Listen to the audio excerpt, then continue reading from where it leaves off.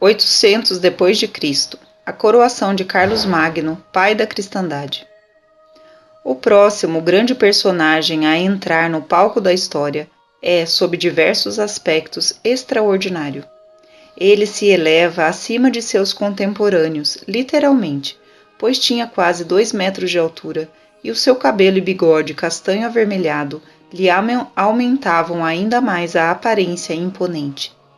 Se ignorarmos sua voz esganiçada, ele foi grande em quase todos os aspectos da palavra.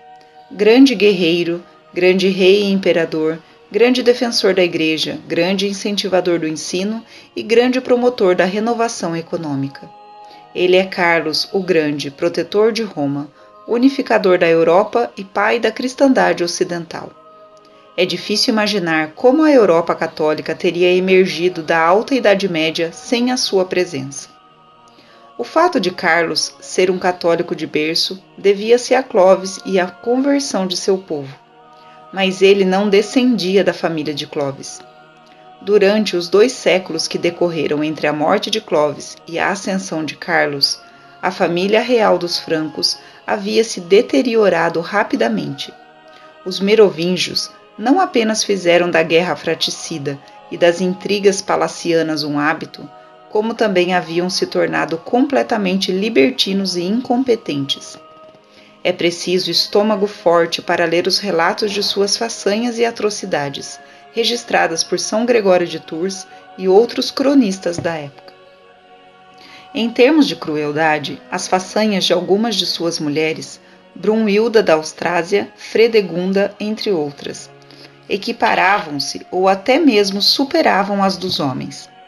Há um relato de São Gregório de Tours sobre uma mulher merovingia que desejava se livrar de sua nora. Ela abriu um largo e pesado baú cheio de roupas belas e pediu que a jovem as examinasse.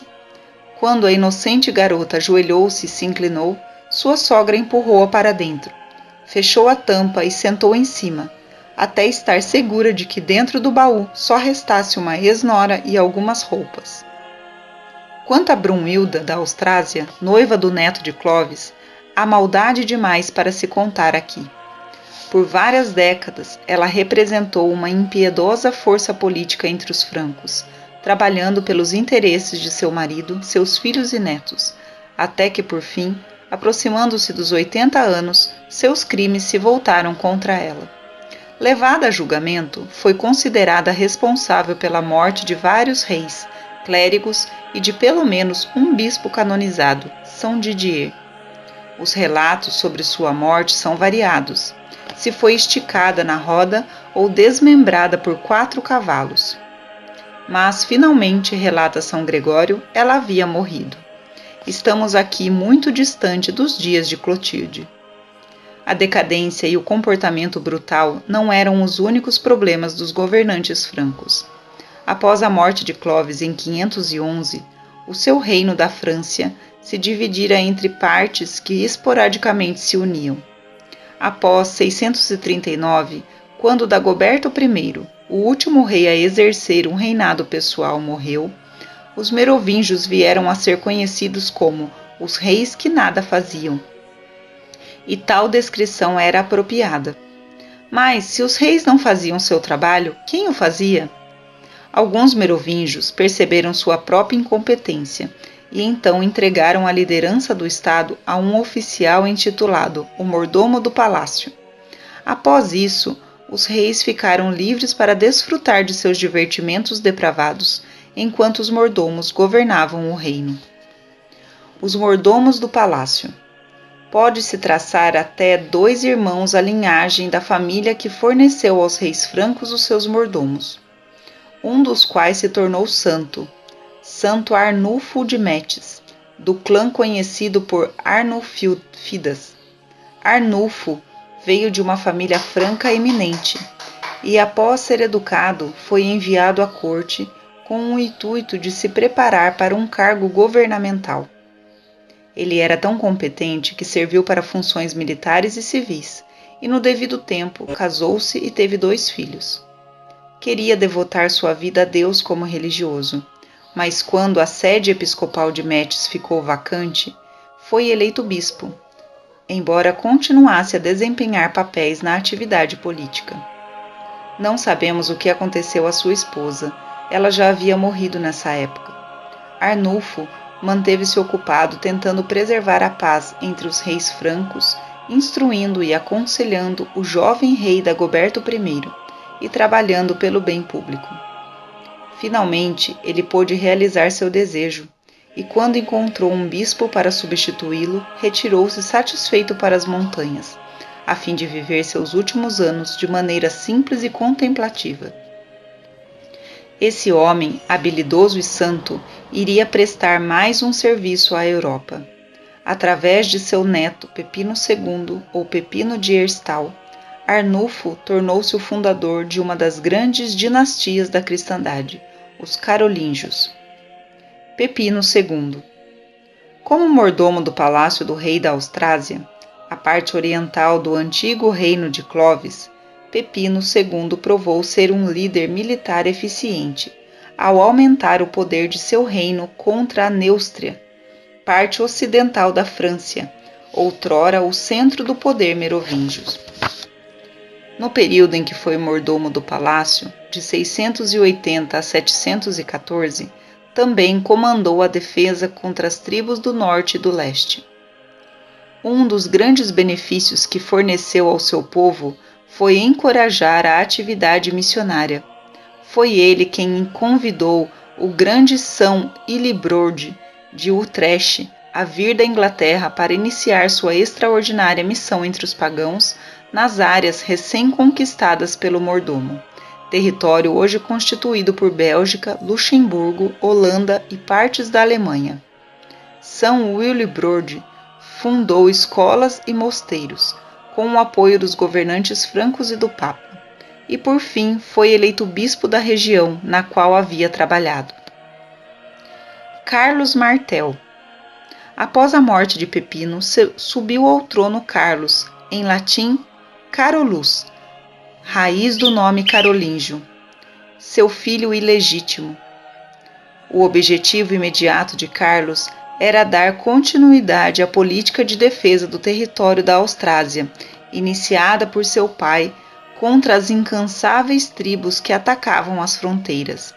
Assim como Pepino, ele também dependia dos missionários para converter e domesticar os turbulentos povos vizinhos. Além de São Willibrord, que era seu amigo e também fora amigo de seu pai, ele foi ajudado por outro dedicado missionário britânico, São Bonifácio, destinado a tornar-se mártir. O território escolhido por esse grande santo foi a região germânica ao leste do rio Reno, onde a ligação aos antigos deuses pagãos e a resistência à conversão era particularmente forte. Bonifácio era um apologeta e pregador precoce. Seus argumentos contra os deuses pagãos dos germânicos demonstram sua astúcia e inteligência, bem como sua caridade. Na organização das atividades missionárias, Bonifácio promoveu uma abordagem inovadora que teria consequências muito positivas. Ele estabeleceu mosteiros em regiões isoladas, nos quais os monges iriam limpar as densas florestas e cultivar, pregar e ensinar. Camponeses eram atraídos para as terras limpas e aprendiam técnicas de cultivo com os religiosos. Vilas e paróquias se formaram. As florestas não mais eram consagradas aos deuses pagãos, e as conversões aos poucos aumentavam. Os monges desempenhavam o papel de professores, médicos, conselheiros e traziam benefícios inestimáveis à população do campo. Carlos apoiava e encorajava tudo isso, e ao mesmo tempo que organizava e administrava incansavelmente o reino dos francos, por certo tempo ele chegou a fazê-lo sem rei, e ao que parece ninguém sentiu falta do soberano. No entanto, estava prestes a se deparar com seu maior desafio, os ataques muçulmanos contra o reino da França. Poucas décadas antes, uma grande onda de árabes, junto com seus aliados do norte da África, havia rebentado contra a cristandade ocidental e oriental. No Ocidente, ela deparou-se com as populações decadentes e ignorantes dos reinos bárbaros. Na Espanha, os bárbaros sucumbiram rapidamente ao domínio muçulmano, a despeito da resistência heróica em alguns locais. Somente nas montanhas das Astúrias, ao norte, um pequeno grupo de católicos visigodos conseguiu sobreviver ileso. Foi esse grupo a semente da longa reconquista espanhola, que triunfaria muitos séculos depois. O Mediterrâneo agora era um mar muçulmano. A Itália era atacada repetidamente e as costas do sul encontravam-se desprotegidas.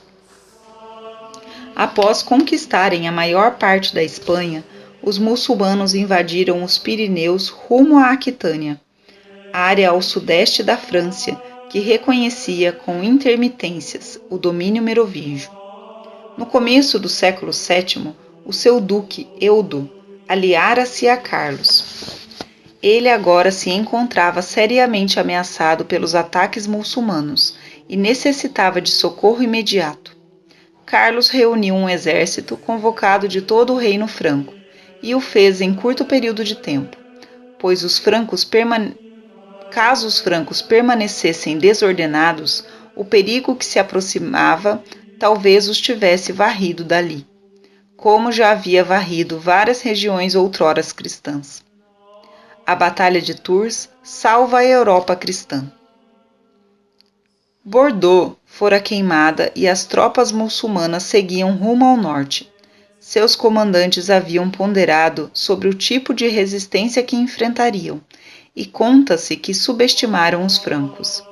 Tudo indica que isso de fato aconteceu, pois quando perseguiram o duque Eudo da Aquitânia, que havia fugido, eles destruíram igrejas e saquearam impiedosamente suas terras. Logo se aproximaram de Tours e do grande túmulo de São Martinho, acercando-se perigosamente das fronteiras da Neustria, cuja cidade principal era Paris. Foi ali, em algum lugar entre Tours e Poitiers, que Carlos e os francos os combateram. Era o ano 732, 100 anos depois da morte de Maomé ter desencadeado o furacão que ainda devastava o mundo civilizado. Em vez de atacar, como era o costume franco, Carlos pediu a seus homens que tomassem posição. Eles vestiam roupas quentes, era um dia frio de final de outubro, e os muçulmanos provavelmente tremiam em seus trajes leves, que usavam desde que partiram da Espanha. Um escritor espanhol, chamado de Pseudo Isidoro, relata que a ofensiva muçulmana contra a linha de soldados francos chocou-se contra uma parede de gelo. A linha se manteve firme até o crepúsculo, quando a batalha cessou. As forças cristãs, ao observar de longe as tendas dos mouros à luz da aurora do dia seguinte, presumiram que a batalha continuaria. No entanto, surpresos com o silêncio no acampamento inimigo, enviaram soldados para conferir. O acampamento dos mouros fora abandonado. Parecia bom demais para ser verdade, e por isso os francos os procuraram por toda a redondeza. Logo viram que os mouros tinham de fato recuado. A batalha fora vencida. Quanto ao duque Eudo, ele se redimira da sua fuga, pois se uniu ao exército de Carlos Martel e lutou bravamente. Acaso essa batalha foi crucial para salvar a civilização ocidental? É verdade que o trabalho de expulsar completamente os bandos muçulmanos para longe do sul da França levaria algum tempo. O próprio Carlos, mais tarde, seria obrigado a confrontar um grupo deles na Burgúndia, perseguindo-os até o Mediterrâneo. Alguns historiadores tentaram diminuir a importância dessa batalha, argumentando que a expedição moura no norte fora apenas um ataque repentino, que não intentava conquistar a Europa Ocidental. Mas essa hipótese é irrelevante. Caso o ataque tivesse êxito, não há razão para se duvidar que a fragilidade dos francos se seguisse à conquista. Por que acreditar que os conquistadores da Pérsia, Síria, Espanha, Egito, norte da África, entre outros locais, iriam parar se o caminho para Paris estivesse aberto? Seja como for, eles foram derrotados em Tours e não tentaram um novo ataque. A cristandade comemorou o triunfo e o prestígio de Carlos Martel, ou Martelo, como passou a ser conhecido após essa vitória, cresceu bastante. Quando Carlos morreu, em 741, deixou as terras que governava para seus 2 filhos. Um deles logo abdicou do trono e se entregou à vida religiosa, e então o controle foi entregue ao outro, Pepino o Breve. Havia um obscuro rei merovingio em algum lugar dos bastidores, mas como de costume, ele estava ocupado não fazendo nada. O prestígio desfrutado pelo herdeiro de Carlos Martel era tão grande que, uma vez que Pepino havia controlado as rebeliões costumeiras, a mudança de regime sempre gerava revolta entre os francos. Foi-lhe dado todo o poder do reino da França, embora ainda fosse apenas um mordomo do palácio. Pepino o Breve reúne o reino sob as ordens de Deus. Pepino concebia o seu cargo de uma maneira que deve ser parecido radical a seus contemporâneos.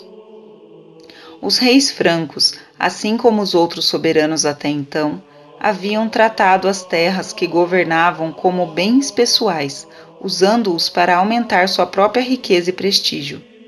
Pepino, todavia, fora educado por monges católicos e pensava de modo diferente. A nós, ele declarou, o Senhor confiou o cuidado do governo. O princípio de que a tarefa de governar era uma obrigação sagrada, concedida por Deus a um homem que devia agir como seu administrador, implicava um conceito inteiramente novo de responsabilidade política. Ao adotar esse princípio, Pepino se afastava do antigo domínio tribal e se aproximava da monarquia católica. Em 751, ele deu outro passo adiante, quando enviou representantes ao Papa Zacarias para apresentar uma dúvida moral perante a autoridade suprema da Igreja. Era correto que um homem que não exercia poder político algum recebesse o título de rei? A resposta do Papa foi negativa.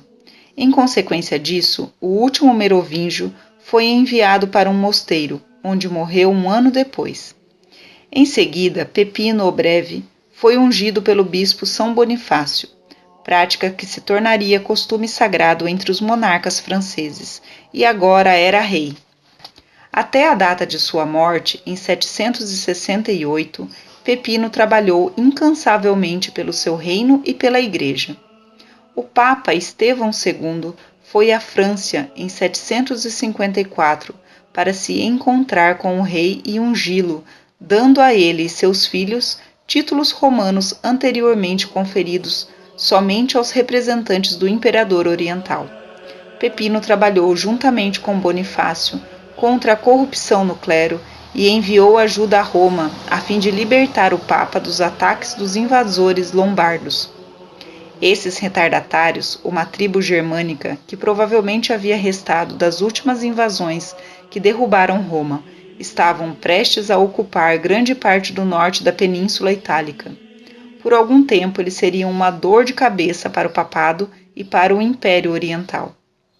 Pepino também ampliou os estados pontifícios ao doar territórios que havia conquistado, visando aumentar a segurança do Papa. Em 759, eliminaram-se os últimos muçulmanos presentes no extremo sul da Gália e os francos agora finalmente controlavam a sua costa do Mediterrâneo. Há até mesmo indicações de que Pepino tentou elevar a cultura franca. Ele solicitou ao Papa livros em grego. No geral, foi um rei bom e próspero, um predecessor digno do seu filho ainda mais grandioso. Entra em cena Carlos o Grande. Depois da morte de Pepino em 768, seus 2 filhos, Carlomano e Carlos, herdaram o reino. 3 anos depois, Carlomano morreu subitamente, no mesmo ano em que o corajoso Papa Adriano I, cujo pontificado se entrelaçaria ao de Carlos Magno, substituía o Papa Estevão IV, fraco e cercado de escândalos. Aos 29 anos, Carlos agora era o único rei. Diferentemente de seu pai, Carlos era alto e certamente gozava de excelente saúde. Isso se comprova pela imensa quantidade de batalhas em que se envolveu para proteger seu reino, liderando pessoalmente dúzias de operações militares e administrando muitas outras. O seu talento militar, a sua inteligência, piedade, energia e devoção à Igreja deram-lhe a reputação de um dos maiores governantes ocidentais de todos os tempos. As suas operações militares, em torno de 60, metade das quais liderou pessoalmente, são impressionantes por si sós. Ele combateu os inimigos de seu reino em todas as frontes. Os turbulentos e traiçoeiros saxões no Nordeste, os selvagens ávaros no leste, os muçulmanos e bascos ao sul. Os interesses de Carlos eram os mesmos que os da Igreja, e por isso ele defendeu o papado contra seus inimigos. Com efeito, uma das suas primeiras atitudes como rei foi proteger o Papa Adriano I, e mais tarde também Leão III, contra os lombardos. Uma operação militar contra os muçulmanos ao longo dos Pirineus foi uma das poucas que fracassaram. Carlos Magno foi forçado a recuar de forma trágica para as montanhas, evento imortalizado no poema épico A Canção de Rolando. Carlos foi mais que um general habilidoso. Ao longo de seu governo, administrado com sabedoria e organizado de forma eficiente, o território dos francos tornou-se verdadeiramente unido. Logo, não se falaria mais de um reino, mas de um império. As áreas que não faziam parte do reino franco acabaram ou conquistadas por Carlos Magno ou tornando-se seus vassalos. Alguns dos povos com os quais Carlos Magno teve de lutar não mais são lembrados hoje, mas eram motivos de lendas assustadoras no seu tempo. Um desses povos eram os ávaros, habitantes da atual Hungria. Esses nômades têm sido comparados aos hunos por sua ferocidade e violência. Eles haviam atacado os eslavos e os germânicos na Europa Oriental, mas cometeram um grave erro quando resolveram atacar a Bavária, que havia se aliado a Carlos Magno. O rei os expulsou, e quando os eslavos e pouco depois os italianos os atacaram, eles foram completamente dizimados. Desapareceram como povo, seus remanescentes se misturaram a outros povos orientais, deixando na Hungria um tesouro escondido, recentemente escavado e revelado ao mundo. As descobertas recentes revelaram os saques praticados pelos ávaros em seus dias de glória. Eles se dirigiram ao Oriente e alcançaram até mesmo territórios bizantinos. Entre as descobertas, há também objetos mais primitivos, geralmente relacionados a cavalos, o que é típico dos nômades das estepes. Se Carlos Magno não os tivesse derrotado, a Europa Ocidental talvez precisasse de uma nova reunião milagrosa com esses pretensos imitadores de Átila. Em todas essas áreas, ele organizou uma estrutura governamental eficiente, permitindo que os vários povos que governava preservassem suas leis, embora insistisse que todos adotassem certos princípios. Antes de Carlos Magno, as leis tribais geralmente se transmitiam de forma oral e, por isso, Carlos resolveu codificá-las. Depois ele as revisou e modificou sem comprometer suas características particulares. Assim, princípios cristãos agora integravam os decretos que ele emitia para as diferentes tribos. Havia exigências para que as autoridades locais administrassem a justiça através de seus representantes confiáveis, para que os pobres não fossem oprimidos e que os criminosos fossem levados a julgamento. A nova lei dos saxões, um violento povo recém-convertido, enfatizava a renúncia do seu passado pagão. Proibiu-se o culto a árvores e outros elementos da natureza, bem como o sacrifício humano e a queima de igrejas. O batismo de crianças tornou-se obrigatório. Carlos Magno editou outras leis, que tratavam de regulamentos monetários, tratamento de camponeses, impostos e questões comerciais. Outras lidavam com assuntos da Igreja. Em 802, ele editou um decreto dirigido aos monges, exigindo-lhes que evitassem completamente a embriaguez e a festividade, pois todos sabem que tais atividades poluem um homem com a luxúria. Ele expressa preocupação com os relatos de imoralidade nos mosteiros, particularmente com o rumor maligno de que alguns monges são sodomitas, e promete que, caso ouçamos um novo relato sobre isso, puniremos não só os culpados, mas também aqueles que consentiram com essas abominações, a fim de que nenhum cristão ouse cometer tais atos. A burocracia da realeza não se constituía só de francos. Carlos Magno buscava homens talentosos por todo o império, não apenas em seu próprio povo ou nas classes altas. Ele mantinha controle sobre os locais mais distantes de seu território ao apontar homens em cuja lealdade confiava, os missi dominici, que deviam checar as condições ao longo de todo o império e lhe reportá-las. A revitalização do ensino.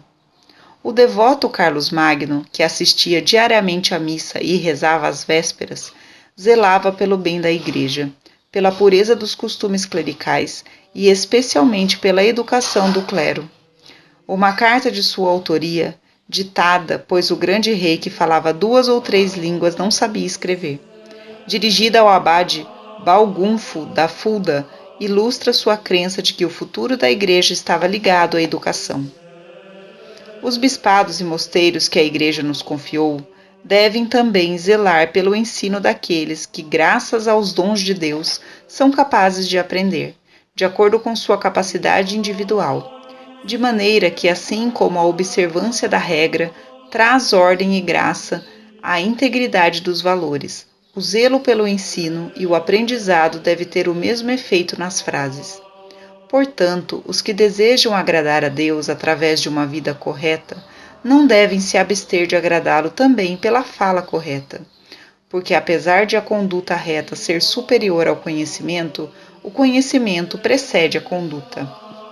Carlos Magno, carta para o abade Balgunfo de Fulda.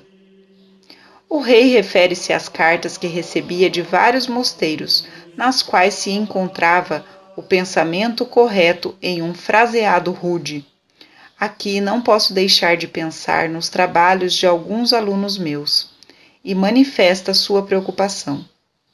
Se a habilidade na escrita for reduzida, assim também será a sabedoria para compreender a Sagrada Escritura. Todos nós sabemos que, embora os erros de fala sejam perigosos, muito mais são os erros de compreensão. Ele então manifesta o desejo ou ordem de que se melhore a educação nos mosteiros ao escolher aqueles homens que tenham tanto a vontade como a habilidade de aprender e que possuam o desejo de instruir os outros. Daí surge a grande renascença carolíngia. A partir de então, com seu entusiasmo típico, Carlos tomou providências para promover a educação e o aprendizado dentro do seu império. Aconteceu de certo alcúnio de York, estudioso inglês de meia-idade e professor, que se dirigia a Roma, encontrar Carlos Magno em Parma, na Itália. Ele soube do interesse do rei por educação e admirou-se com seus esforços. Eles conversaram por muito tempo. Os interesses em comum fizeram com que Alcuino fosse apontado como responsável pela nova escola estabelecida no Palácio de Carlos Magno em Aeschem, Aquisgrano, sua capital. Alcuino não planejara isso para seus últimos dias, mas dedicou-se ardentemente ao trabalho, iniciou cursos e montou faculdades por toda a Europa. Os livros a ser utilizados já estavam à espera nas bibliotecas nos mosteiros, onde vinham sendo copiados havia séculos, apesar de não serem mais compreendidos. Alcuino ainda teria uma terceira carreira na sua velhice, quando pensava em se retirar para a vida monástica. Ele tornou-se um grande bibliotecário e colecionador de livros preciosos. Estudiosos, de modo geral, não conseguem parar de trabalhar.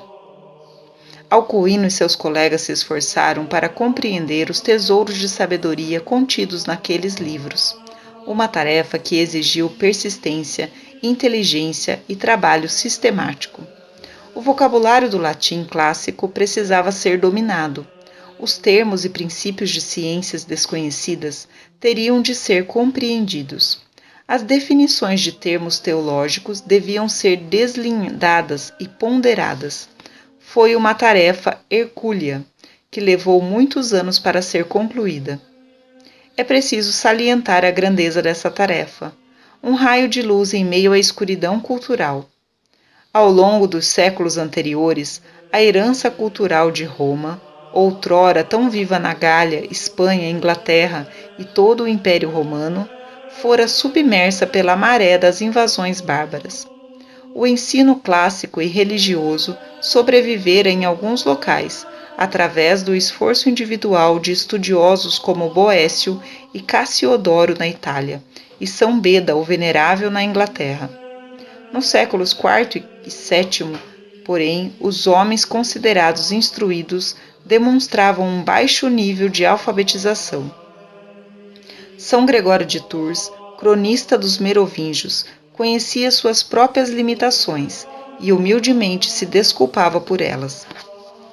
Temo que, quando começo a escrever sem conhecimento de retórica e gramática, as pessoas cultas me dirão: camponês analfabeto, esperas que teu nome seja contado entre os dos escritores? Esperas que este trabalho seja aceito por homens experientes? Tu, que não discerne os substantivos, que com frequência confunde os gêneros, que usa mal as preposições e confunde o ablativo com o acusativo? Parecerás um corvo entre os pombos. Havia agora, pela primeira vez desde a queda de Roma, um combate coordenado contra a ignorância em todo o império, uma campanha organizada para recuperar o conhecimento antigo e ensinar as suas técnicas, quase perdidas. A escola do palácio educava meninos e meninas, e estabeleceram-se escolas primárias, também para ambos os sexos, por todo o império. Acima de tudo, Carlos estava atento às suas responsabilidades para com o bem-estar espiritual de seu povo, e se preocupava seriamente com a instrução religiosa que as pessoas recebiam. Em muitas áreas, esta era inexistente ou de baixíssima qualidade. Havia escolas monásticas e clericais no século VI, mas a maior parte delas desapareceu durante as revoltas do século VIII. Em 794, um concílio local obedeceu aos desejos do rei e estimulou os bispos a instruírem o seu clero. Os mosteiros deviam fazer o mesmo.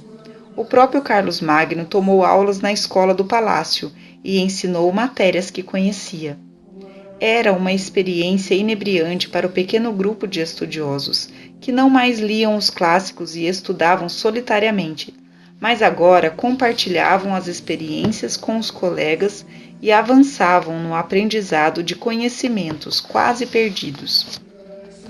Até mesmo a arte da escrita deu grandes passos com a invenção da minúscula carolíngia, uma nova caligrafia, que tornava a leitura muito mais fácil e formaria a base da escrita ocidental moderna. Características que atualmente sequer damos valor: clareza na forma das letras, ausência de ornamentos em excesso, distinção entre letras maiúsculas e minúsculas, espaço entre as palavras, foram inovações da época de Carlos Magno.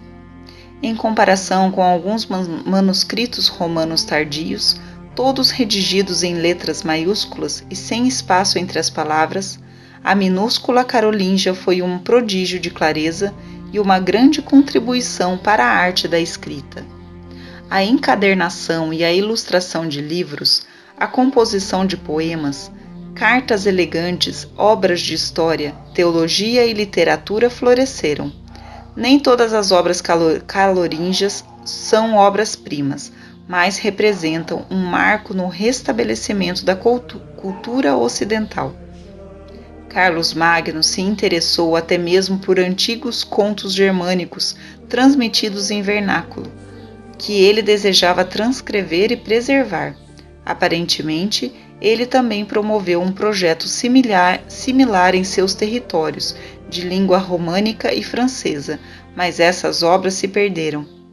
Embora as suas contribuições tenham ultrapassado os avanços citados, o renascimento realizado por Carlos já seria o suficiente para dar-lhe o título de Magno. O nascimento de um novo império, a cristandade. O reinado de Carlos Magno alcançou o ápice de sua glória 14 anos antes de seu declínio. Já em décadas anteriores ao ano 800, estava claro para os observadores perspicazes que Carlos Magno era algo novo na história do Ocidente. Um deles o chamou de o pai da Europa. Ele foi muito mais do que um simples rei, e de fato a extensão do território que controlou era semelhante à do Império Romano do Ocidente, à exceção da Espanha.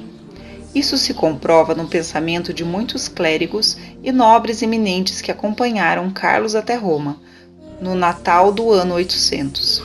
Eles diziam que Carlos devia receber o título de imperador. O Papa Leão concordou e o coroou naquele mesmo dia 25 de dezembro, na Basílica de São Pedro. Existem relatos divergentes a respeito de quem exatamente teve a ideia, se Carlos ficou surpreso ou se a coroação sequer o agradou. Mas o que importa é que ela ocorreu. Pela primeira vez, desde o colapso do poder romano no Ocidente, havia um homem que os povos da Europa podiam enxergar como a única autoridade política, sancionada pela Igreja e unificadora da maior parte do continente europeu. A Igreja tinha a garantia de um protetor mais poderoso que todos os antigos reis bárbaros. O crescimento da Igreja e o governo eficiente do Estado iriam agora cooperar para a promoção do bem-estar espiritual e temporal dos cristãos. O mais importante é que não houve predomínio de uma esfera sobre outra. No final do século V, o Papa São Gelásio havia previsto o perigo de o novo Império Romano ameaçar a Igreja, tratando-a como um mero departamento de Estado, e de fato esse cesarapapismo foi praticado no Império Bizantino. No Ocidente, entretanto, preservou-se um equilíbrio delicado, ocasionalmente perturbado por um dos lados, desde o tempo da coroação de Carlos Magno. Preservou-se também a tradição dos papas coroarem os imperadores do reino, que no século seguinte seria chamado de Sacro Império Romano Germânico.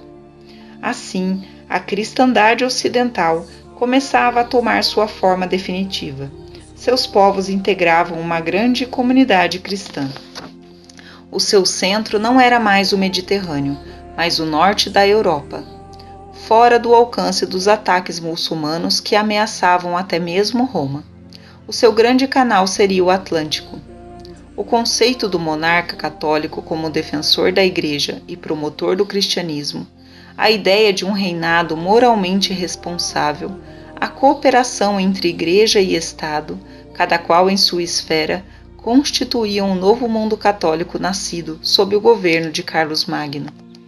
A civilização ocidental nasceu de 3 elementos: o cristianismo, a cultura clássica e as tradições dos povos europeus. Esses elementos formaram um novo patrimônio há tanto tempo que por vezes temos dificuldade em acreditar que eles possam de fato ter se fundido. Após a queda de Roma, o catolicismo poderia ter permanecido uma religião geográfica e religiosamente limitada, cercada de bárbaros ao norte, muçulmanos ao sul e cismáticos ao leste. As poucas luzes culturais que brilharam ao longo da Idade Média poderiam muito bem ter se apagado, e a ignorância teria triunfado entre os fiéis. O fato de a situação ter mudado tão profundamente deu-se em razão da providência divina, que ergueu seus defensores, os francos. Clovis Pepino Breve e Carlos Martel iniciaram a criação e a defesa da cristandade, mas foi Carlos Magno quem promoveu a fusão dos elementos católicos, romanos e germânicos, que se tornaram nossa herança perene. As fundações sobre as quais ele construiu eram tão sólidas que resistiram aos desastres do final do século IX e do século X. Então, na segunda metade do século XI, uma Europa ainda mais gloriosa iria emergir, com a missão de influenciar todo o mundo.